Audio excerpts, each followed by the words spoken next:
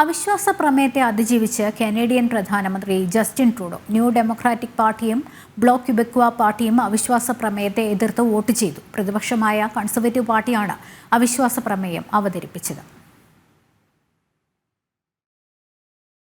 September ആദ്യവാരത്തിൽ New Democratic Party Justin ട്രൂഡോയ്ക്ക് നൽകിയ പിന്തുണ പിൻവലിച്ചിരുന്നു. കനേഡിയൻ ലിബറൽ പാർട്ടി രാജ്യത്തിനു വേണ്ടി ആത്മാർത്ഥമായി പ്രവർത്തിക്കുന്നില്ലെന്നാരോപിച്ചാണ് അധ്യക്ഷൻ ജംജീത് സിംഗ് പിന്തുണ പിൻവലിച്ചത്. ഈ പശ്ചാത്തലത്തിലാണ് പ്രധാന പ്രതിപക്ഷമായ കൺസർവേറ്റീവ് പാർട്ടി അവിശ്വാസ പ്രമേയവുമായി രംഗത്തെത്തിയത്. കൺസർവേറ്റീവ് പാർട്ടി അവതരിപ്പിച്ച അവിശ്വാസ പ്രമേയത്തെ ന്യൂ ഡെമോക്രാറ്റിക് പാർട്ടിയും ബ്ലോക്ക് ക്യൂബെക്വ പാർട്ടിയും പിന്തുണയ്ക്കുമെന്ന പ്രതീക്ഷയിലായിരുന്നു നീക്കം. കൺസർവേറ്റീവ് പാർട്ടി അധികാരത്തിൽ വന്നാൽ ജനകീയ ആരോഗ്യ പദ്ധതികൾ നിർത്തലാക്കുമെന്ന ആശങ്കയിലാണ് ന്യൂ ഡെമോക്രാറ്റിക് പാർട്ടി പിന്തുണ നൽകാതിരുന്നത്.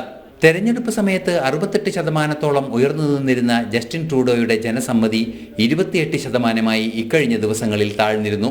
338 അംഗ സഭയിൽ 211 വോട്ടോടെ അവിശ്വാസ പ്രമേയം തള്ളുകയായിരുന്നു. ഖലിസ്ഥാൻ അനുകൂല സംഘടനകളുടെ പിന്തുണയോടെ അധികാരത്തിൽ തുടർന്നിരുന്ന ജസ്റ്റിൻ ട്രൂഡോയ്ക്ക് വൻ തിരിച്ചടിയാണ് ഉണ്ടായിരിക്കുന്നത്. അവിശ്വാസ പ്രമേയ കടമ്പ കടക്കാനായെങ്കിലും പ്രതിസന്ധികൾ തുടരുന്നു എന്ന് തന്നെയാണ് രാഷ്ട്രീയ നിരീക്ഷകർ ചൂണ്ടിക്കാണിക്കുന്നതും. ഇന്റർനാഷണൽ ഡെസ്ക്, ജനം.